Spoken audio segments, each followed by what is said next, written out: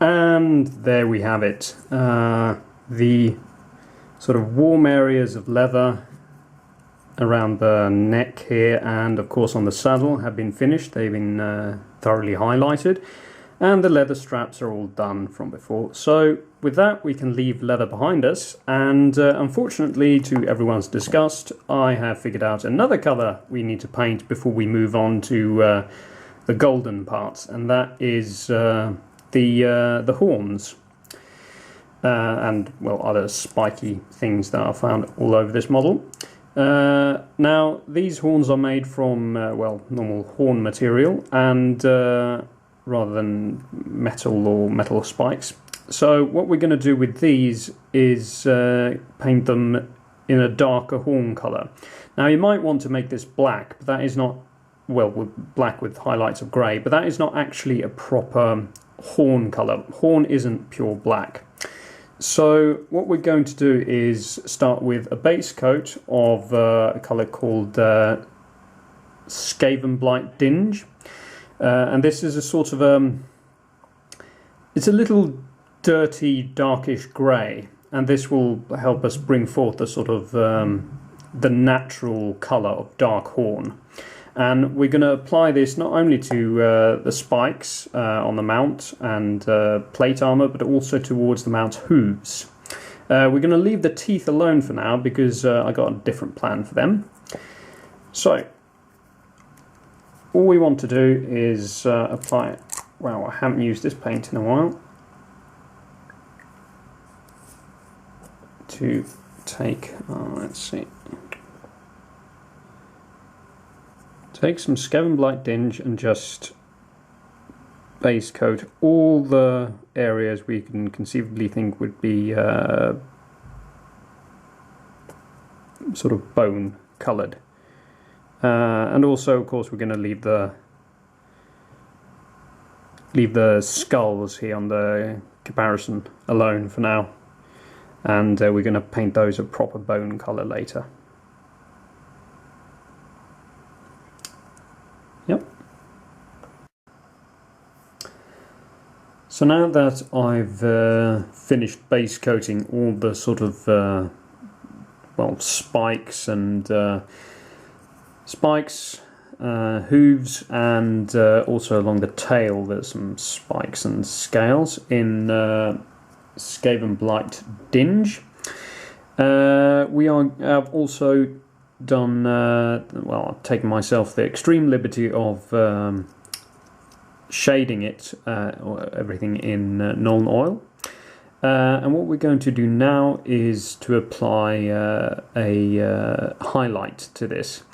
As with the leather straps, we are not going to layer this. Instead, we're just going to apply 2 layers of edge highlighting.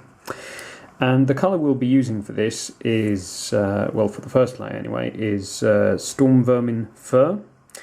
And it's a little bit similar to Skavenblight Dinge in that it's sort of a greyish colour with a bit of brown mixed in. So it works quite well as a natural bone colour. And the reason we're only edge highlighting this is because we want the bony parts to still remain reasonably dark.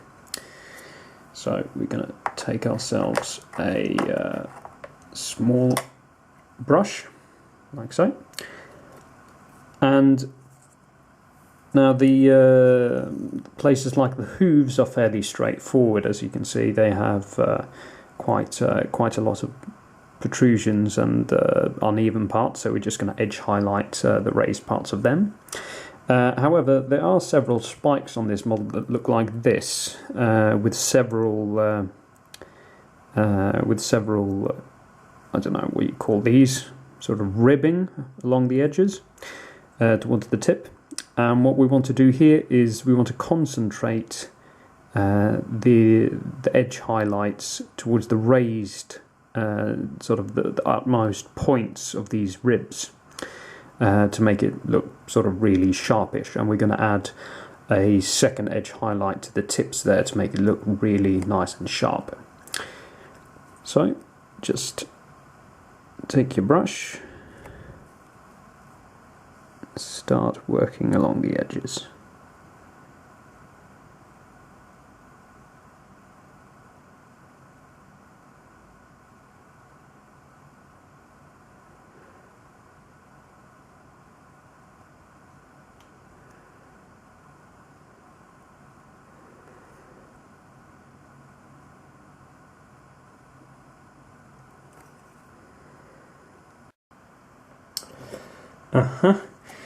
So with you can see I have added the edge highlight in storm vermin fur, I do believe, all along sort of the horns and also along the hooves here.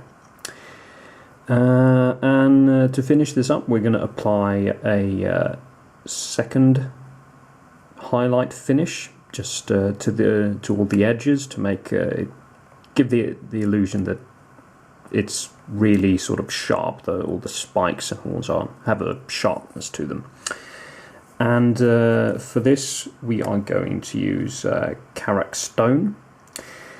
And when applying this highlight, you need to be a bit more sort of careful, because you only really want a little bit on all the edges that we're going for. Wow, this paint had almost bogged itself closed. I haven't used it for a while. Anywho, so we're just going to take a little bit of paint, like so, and on these ribbed spikes, just going to apply a little bit towards all the utmost spiked areas.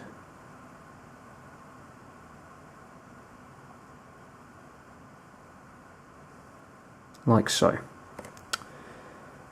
So just need to go through this, and then we can start with the gold. If you're starting to think that this model is taking its sweet time, then imagine how I feel. I'm the one who has to paint all this. Practically aged 10 years trying to finish the armour plating.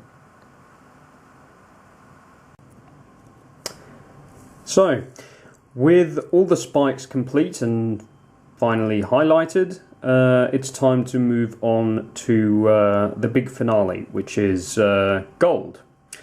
Now, this is going to be quite a lengthy chapter, just as with the plate armour, so expect to spend quite a bit of time doing this, because there's quite frankly so much to do. And we're going to start with an initial base coat using Balthazar Gold, which is a very, very dark gold colour. And just gonna... and there's really nothing more advanced to this than applying it to all the golden enamel and plating. And since this is the final finish, we got loads of colour everywhere else, so try to be quite careful when applying this colour, so it doesn't get on all the other areas we've already painted. And I find a trick with, at least with Games Workshop's colours, is that you need to be quite careful and use a bit of water when you apply these colours to really make sure you get some nice thin layers, because for some reason I find the gold colours to be, they can easily look a bit smudgy and cover up some detail. It's quite easy to make them look a bit like mud-like in consistency, so be a bit careful when applying these colours. And I find with when it comes to painting a model that is supposed to have so much gold on it, you can't really actually tell what all the other colours will look like, even though you finish painting them, if you haven't applied the gold, because gold does a very special thing when applied in these quantities next to so many colours. It really sort of brightens up and makes all the other colours sort of come alive. So this will be, once we've applied this, we can really get a hold on how all the other colours will work together, which will be quite fantastic.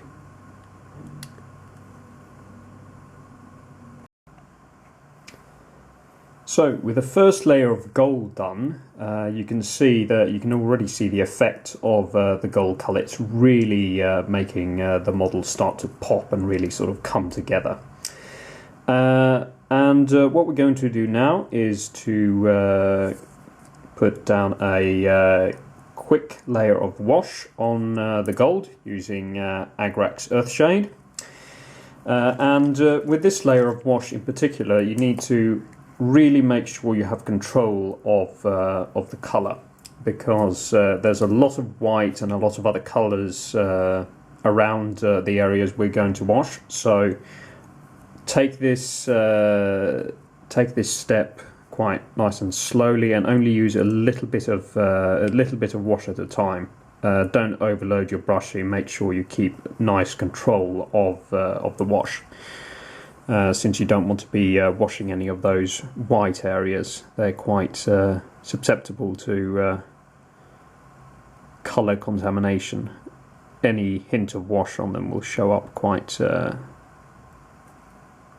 brightly, and we don't really want that. So just apply the wash nicely and carefully all over the gold.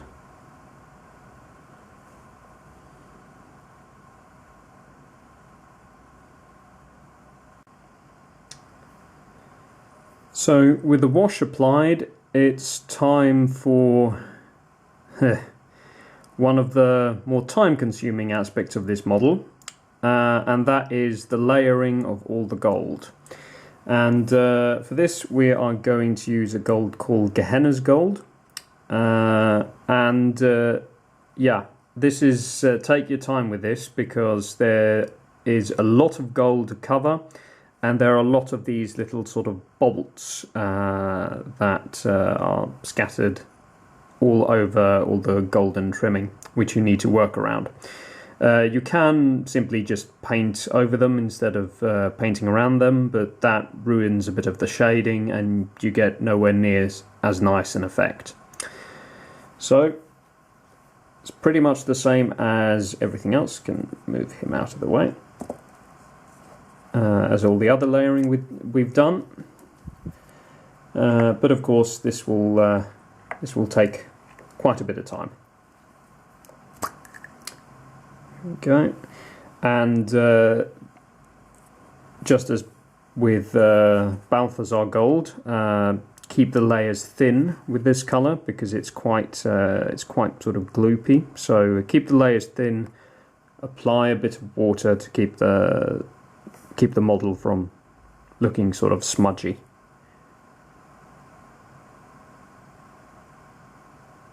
And there we go. You'll probably have to apply 2 layers of this, otherwise you'll most likely still see the Balthazar gold shining through, which you don't really want. You want a nice even layer of Gehenna's gold.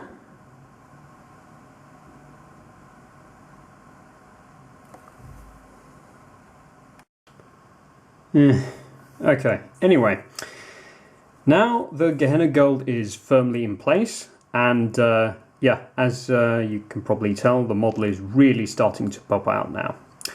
And to finish off the gold, we are going to add a final edge highlight in using Auric Armor Gold, which is a very, very light gold. And just as with the previous gold colours, take a bit of care when using this, because it's quite gloopy. So make sure you use a bit of water to make it get a nice even spread of it. And I'm going to take our quite a small brush for this, as with most other edge highlighting, and we're just going to take a bit of gold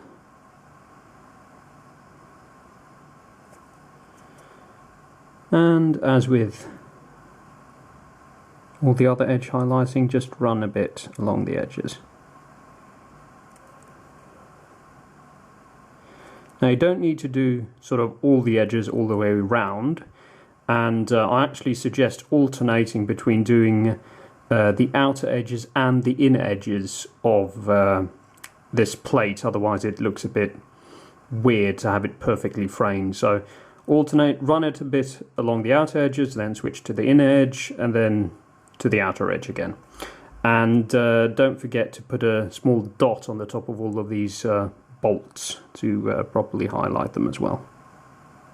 There we go. And do a bit on the inside.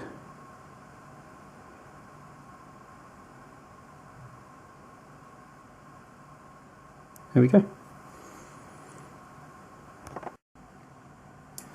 And there we are.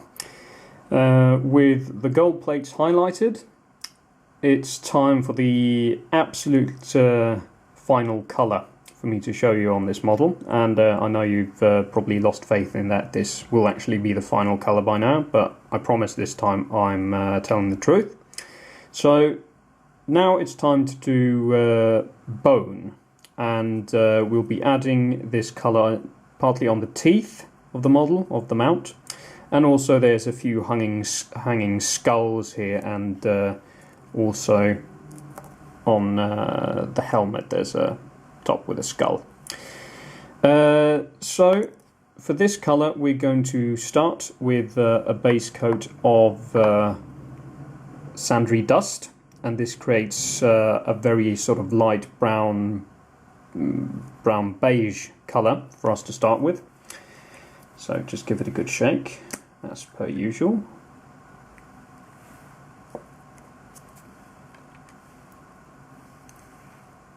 And just base it like any other thing.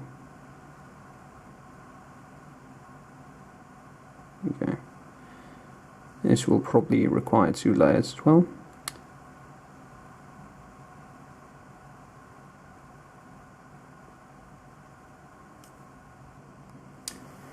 So with the sundry dust applied to all the teeth, the bones around here and the skulls hanging from the plate armour, it's time to apply the wash. Now most people would argue for using Agrax Earthshade for washing bone. I respectfully disagree, because Agrax Earthshade is quite a dark colour and bone is inherently light, so I'd suggest using Seraphim Saphir instead. It gives a bit of more of a sort of golden shade, of a bit more yellow, and a bit of a lighter shade. So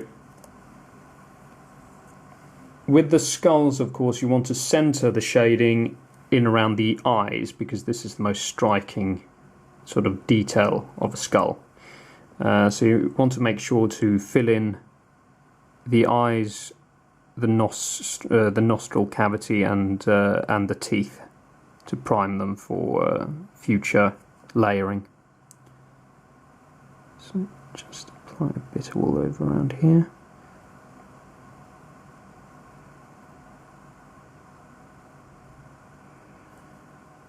There we go.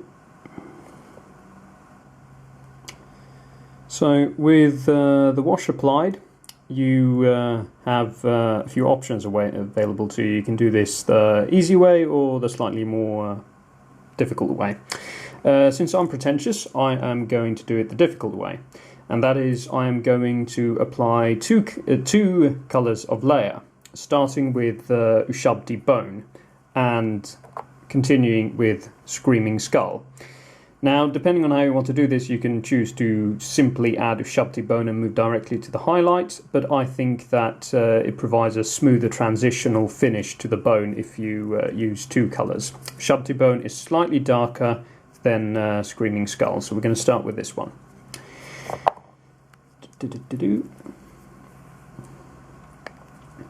Now,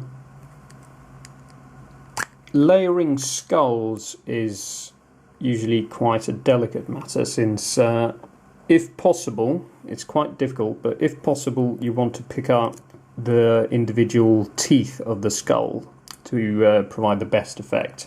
And for this, of course, you want to use a really, really fine brush. This isn't always possible, but if you feel like you don't really have the hand for it, then I suggest simply painting it all in and then applying highlight instead. This gives you roughly the same effect, but it's not quite as detailed and neat. So we're just going to apply some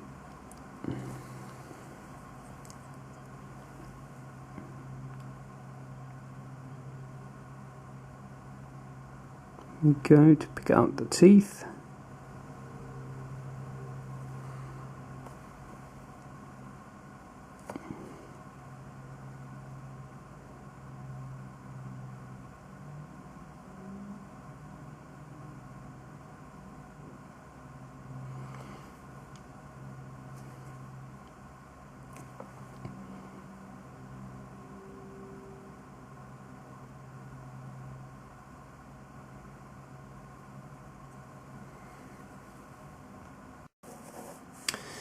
So, with our first layer of Ushabti bone done, we are going to apply a quick layer of Screaming Skull.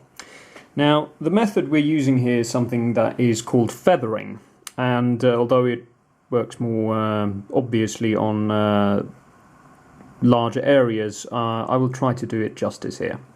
Now, we have here on the teeth of this mount, we have a base coat of sandery dust and then a thin quick layer of Ushabti bone over it. And as you can perhaps make out, I have added some lines of Ushabti bone running down so that the two layers merge a little bit. And we're going to build on this with the Screaming Skull. And we're going to apply it in just the same way.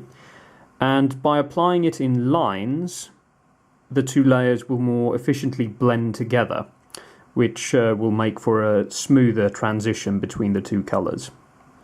So, and we don't want to cover most of the Ushabti bone, but not all of it.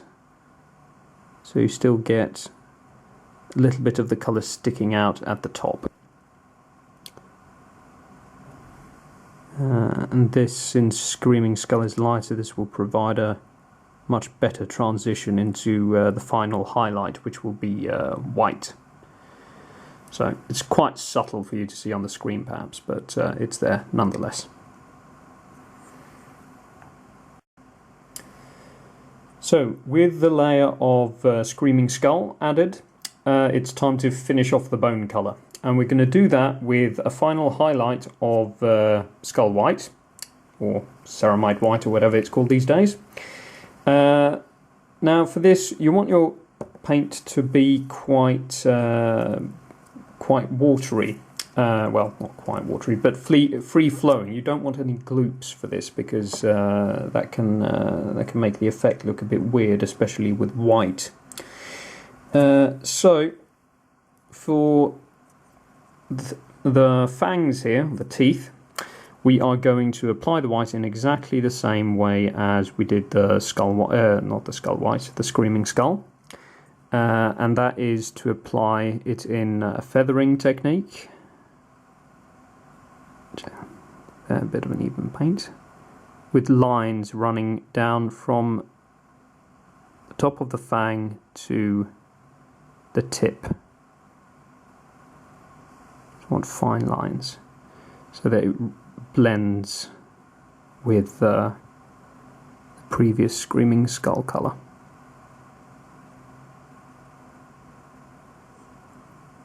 There we go. And with the white added, the bone is finally done. Now, there are a few more things to do on this model. For example, I'll be going all over the model with some metal, because there's quite a few sort of metal spikes and the chain here that serve as reins, and also the spikes along the head. And then there are quite a few clasps that hold together the plate armour that you can find if you look around a bit. However, I'll be, since I've already shown you how to do metal, I'll be doing this off screen. And when this is done, I suggest you go over your model and look for any sort of either missed areas or areas that have been, I don't know, damaged while you've been handling the model while painting. Since there are a lot of spikes and a lot of sharp areas on these kind of models, those areas are the ones that are most exposed to getting their paint a bit scuffed while you're handling the model. And I've been fondling this model quite a lot during the past few days, so I can guarantee you I need to tidy up the model a little bit. So yeah, and I also apparently missed a piece of this model, which I'm a bit surprising that they actually sculpted this part, because I'm a bit surprised that someone at Games Workshop sculpted sort of this model and then decided, you know what this demonic steed of nightmare and chaos really needs? Yeah, that's right, pubic hair, apparently. So yeah, I'll be painting the pubic hair of a demonic horse, sentence I actually never thought I'd had to use. So I'll just be painting that in the same colour as the skin, however I'll highlight it slightly lighter, but it's not an important detail, so I won't be showing it to you. Anyway, so I'll tidy up this model and finish a few of the details, and then I'll see you back for assembling it. Yep. And there we have it. All the sort of small details and touching up is all complete. So, as you can see, the reins have been painted and the spikes on their heads and all the other little bits and pieces. Now it's time to sort of the time where you've really been waiting for, which is to assemble the final model. For this, I'll just use normal super glue. There is especially with Games Workshop model, there is an argument to use plastic glue that melds the joints together. However, I feel that there is a certain trade-off to using this, and that is when you sooner or later drop your model or the model breaks. And if there's one universal law about miniature wargaming, is that a model always breaks sooner or later. If you have reinforced the joints using plastic glue, which makes the joints just as strong as the rest of the model, if the model breaks, it'll not break along one of the joints, which is easily repaired, which is why I use super glue, because that, if you should drop the model, it usually breaks along the joints, which can easily be glued together.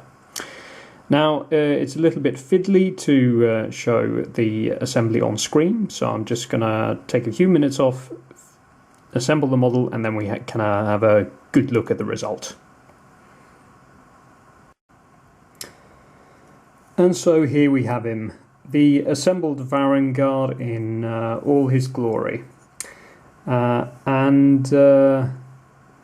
you might think, more or less correctly, that this would be the end of the painting tutorial, but there's one more important thing to do on this model before we can truthfully dub him complete, and that is the basing. So let's move on to doing a bit of that then, shall we?